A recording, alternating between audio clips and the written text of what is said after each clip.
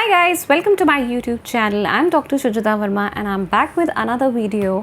और आज हम डिस्कस करने जा रहे हैं टिप्स जो स्टूडेंट्स के लिए बहुत नेसेसरी हैं, बहुत हेल्पफुल हैं। और ये टिप्स किस लिए मैं शेयर करने जा रही हूँ? जी हाँ, ये टिप्स मैं शेयर करने जा रही हूँ to study for long hours. तो अक्सर जो स्टूडेंट्स होते हैं बहुत ब्रिलियंट होते हैं, they are very intelligent, they are very brilliant, but where they lack is the process जहाँ पे वो खुद को ये डिटरमाइन नहीं कर पाते, उनका डिटर्मिनेशन लैक कर जाता है कि हाँ हम लॉन्ग आवर्स ऑफ स्टडी कर सकते हैं। So long hours of study करना भी एक आर्ट है जिसके लिए एक पर्टिकुलर गाइडेंस चाहिए, और वही गाइडेंस के कुछ beautiful but small and very important tips मैं आज आपके साथ शेयर करने जा रही हूँ। सो टिप नंबर 1, जब भी आप पढ़ने बैठें आपको प्रायोरिटाइज करना है अपने टॉपिक्स को, यानी कि पूरा सिलेबस गो थ्रू करने के बाद आपको ये देखना है कि what are the topics that are critical to my study, यानी कि वो टॉपिक्स जो ज़्यादा आने की चांसेस हैं आपके एग्ज़ाम में, that are the most important topics. आप पहले उनको एक लिस्ट आउट करिए कि these are the important topics that my teacher has given me and discussed a number of times during the exam revision trials and everything. तो उस time पे जो टॉपिक्स डिस्कस होते हैं उनको लिस्ट आउट करिए और चेकलिस्ट बना लीजिए। You know, making a checklist gives you immense power. आपको पता लग जाता है कि कितना पोर्शन मेरा एग्ज़ाम का तैयार हो गया है। अब अगर हम बात करते हैं टॉपिक्स की, तो इसी के साथ एक बहुत इंपॉर्टेंट बात स्टूडेंट्स को ध्यान में रखनी चाहिए कि always start from very easy topics. You know, जब हम बहुत हार्ड टॉपिक एकदम से उठा लेते हैं तो हमारे को कभी कभी समझ नहीं आता, और जब समझ नहीं आता तो हम मोटिवेशन लैक कर जाते हैं। हमें ऐसा नहीं करना चाहिए, ठीक है? तो मोटिवेशन बनाए रखने के लिए, खुद को इंस्पायर करने के लिए और खुद में कॉन्फिडेंस फील करने के लिए we should always start with easy and simple topics.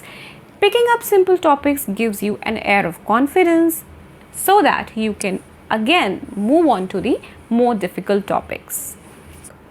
Next point जो बहुत इंपॉर्टेंट है, दैट इज़ एडिक्वेट स्लीप। हम सब बात करते हैं कि we should sleep on time, we should sleep early, और लेकिन ऐसा पॉसिबल नहीं होता बिकॉज हम में से बहुत सारे स्टूडेंट्स होते हैं जो नाइट आउल्स होते हैं। जैसे कि मैं खुद की बात करूं, I can not get up early in the morning to study. जबकि मेरी जो रूममेट थी हॉस्टल में, वो क्या करती थी, वो सुबह 4 o'clock उठ जाती थी और 4 o'clock से 8 o'clock तक उसका सारा रिविजन हो जाता था। वेयर इन मैं रात को 3 o'clock तक पढ़ा करती थी और सुबह फ्रेश माइंड से उठ के नहा धो के that I use to go straight away to the examination hall. So depend करता है कि आप रात को जाग के पढ़ना कंफर्टेबल हैं या फिर आप मॉर्निंग में पढ़ के कंफर्टेबल हैं। So you have to figure it out कि आपके लिए कौन सी स्ट्रैटेजी जो है वो बेस्ट वर्क करती है। Whatever strategy you are following, make sure that you get 7 to 8 hours of sleep. और ये जो स्लीप है ये आपकी अनडिस्टर्ब जानी चाहिए। अगर आप 3 बजे तक पढ़ रहे हैं रात को, तो आप 3 बजे के बाद अगर अगले दिन एग्ज़ाम नहीं है तो प्लीज़ मेक श्योर कि आप एट अ स्ट्रेच 7 hours की स्लीप ज़रूर लें। This will help you regenerate yourself. इससे आपकी जो हार्मोनल लेवल है वो बिल्कुल ठीक रहेगा। आपकी एंग्जाइटी, स्ट्रेस, इस तरीके की जो प्रॉब्लम्स स्टूडेंट्स में देखी जाने लगी हैं, ये जो प्रॉब्लम्स हैं इससे आप एब्सोल्युटली दूर रहेंगे। So one very important factor जो हम अवॉइड करते हैं, we do not pay attention to our sleep patterns. Please make sure whatever time suits you, please do take a good sleep.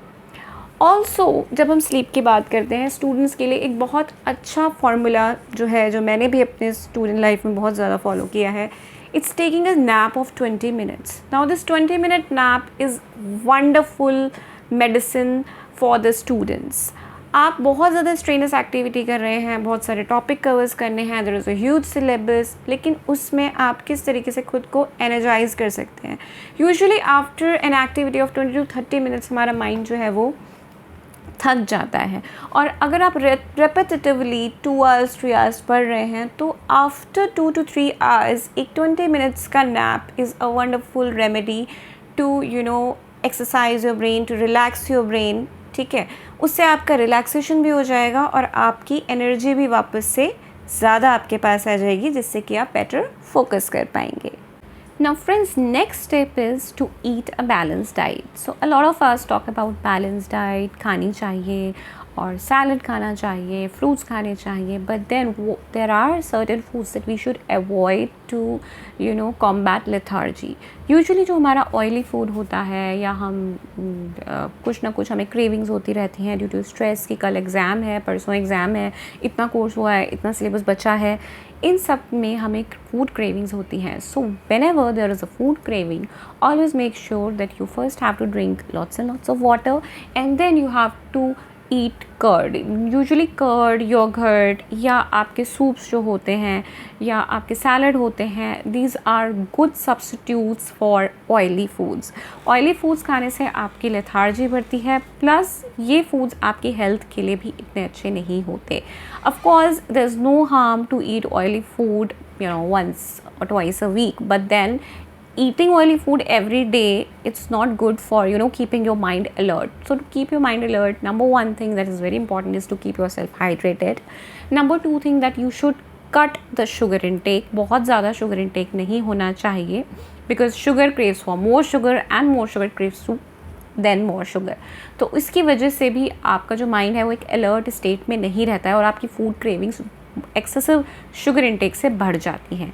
So during the exam time when you are preparing for your examination और for your competitive exams or whether for your school exams or whatever, then during that time you should be very very conscious of whatever you are eating. Eat healthy and take small meals, but eat it a number of times, like 2 hours में, 3 hours में कुछ ना कुछ आप थोड़ा थोड़ा खा सकते हो. Then eating goes along with exercising. So whenever you are taking your meal, make sure to take a walk after meal. Do not sleep after your meals, because आपका बहुत ज़्यादा टाइम फिर स्लीप में निकल जाएगा. The body tends to get lethargic whenever you take a meal. So after every meal, make sure to walk for like 15 to 20 minutes and कुछ भी करो, डांस करो, एरोबिक्स करो, whatever you find convenient, whatever you find happy, because whenever you are dancing, whenever you are going in for a physical activity, that releases certain chemicals in the brain that are helpful to keep the mind and the brain in an alert and active state. So to keep your mind alert, don't avoid any kind of exercise. Make sure that there is one time in the day where you are exercising nicely and keeping your body fit. Another very important tip which often goes neglected for most of the students is to keep their study room nicely lit, nicely decorated with good quotations, with motivating material. Most of us always think about the stuff that goes in our head, but don't think about the surroundings that affect our mood and our energy levels. So we must be very very conscious of that. ठीक है, तो क्या है कि जहाँ भी हम study कर रहे हैं, हम उस प्लेस को बहुत नीट एंड क्लीन रखेंगे.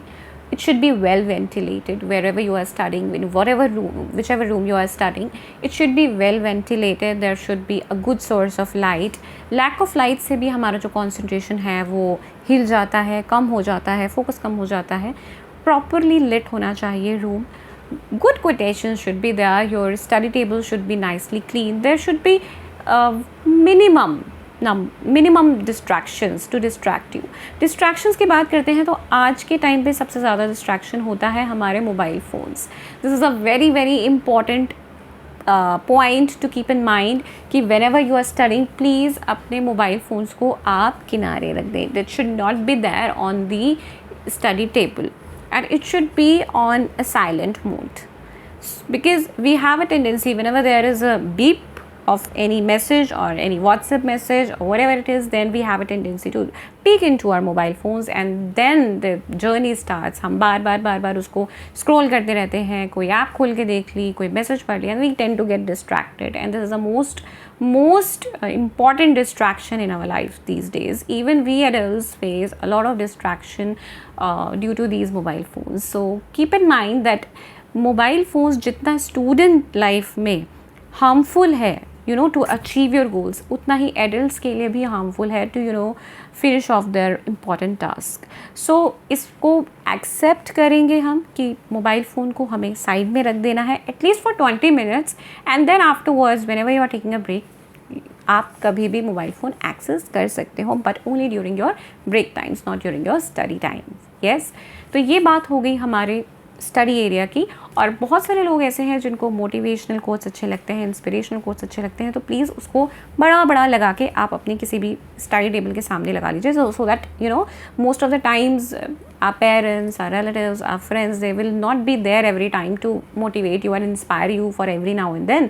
In that case you are your own motivator, ठीक है। तो उस सिचुएशन में ये जो कोट्स हैं ये आपके लिए बहुत हेल्पफुल रहेंगे। Moving on to the next important tip. Now this is from all the important tips that I have just shared with you, this is by far the most important that हम सब लोग पढ़ाई करते हैं, हम सब लोग एक रिजीम बनाते हैं, एक रूटीन बनाते हैं पढ़ने के लिए, लेकिन वो जो रिजीम या वो जो स्ट्रैटेजी होती है पढ़ने की, वो बहुत इम्पॉर्टेंट रोल प्ले करती है कि हमारा आउटपुट एग्ज़ाम में कैसा आ रहा है। सो गाइज़, यहाँ एक बहुत छोटी सी स्ट्रैटेजी मैं आपके साथ शेयर करूँगी, जहाँ पे हम 20 मिनट्स पढ़ते हैं और फिर 5 मिनट्स का ब्रेक लेते हैं। अगेन हम 20 मिनट्स पढ़ते हैं और फिर 5 मिनट्स का ब्रेक लेते हैं, और फिर अगेन हम 20 मिनट्स पढ़ते हैं और अब हम 10 to 15 मिनट्स या 20 मिनट्स का एक लॉन्ग ब्रेक लेते हैं। तो यूजुअली कहने का मतलब ये है कि जब भी आप पढ़ें, अपने को बार बार स्मॉल ब्रेक्स दें। स्मॉल ब्रेक्स देने से क्या होता है कि 20 मिनट्स में तक जो हमारा माइंड ग्रास्प करता है वो हमें अच्छे से समझ आता है, फिर धीरे धीरे एफिशिएंसी कम होने लगती है और हमारा माइंड जो है वो ज़्यादा इन्फॉर्मेशन को एज अ क्लटर एक्सेप्ट करने लग जाता है। सो फॉर दैट कि जो भी हम पढ़ रहे हैं वो अच्छे से हम ग्रास्प कर पाएँ, हम भूलें नहीं, उसके लिए after every 20 minutes you should take at least 5 minutes of break, जिसमें कि आपका माइंड रिलैक्स हो जाए। उसमें आप कुछ भी कर सकते हैं, इट डिपेंड्स अपॉन यू। आप एक छोटी सी वॉक ले सकते हैं अपने रूम में, बाहर बालकनी में वॉक ले सकते हैं, एक कोई सॉन्ग या कोई मेडिटेटिव म्यूज़िक सुन सकते हैं, whatever suits you according to your mood and your mind set. Take a 5 minute break, then again study for 20 minutes, then again take a 5 minutes break, again study for 20 minutes, and then take a long break. So guys, this is how you know small break से क्या होता है कि आपका जो focus है वो better होता है और आप जल्दी ग्रास्प कर पाते हैं, and that helps you to cover up your syllabus timely and speedily. Right, so these are all the tips that I wanted to share with you to study for long hours. जिन भी students को problem आती है long hours study करने में, उनके लिए मैंने आज ये वीडियो बनाया। आपको और किस तरीके का वीडियो चाहिए प्लीज़ मुझे कमेंट सेक्शन में ज़रूर बताइएगा। और हाँ, इस वीडियो में भी आपको क्या अच्छा लगा और आप क्या चाहते हैं कि मैं ऐड करके आपको इसमें बताऊँ, please do leave a comment in the comment section. I will be waiting for all your comments. Until my next video, take care of yourself, have a good healthy lifestyle, study well, and we'll meet in the next video. Take care, bye bye.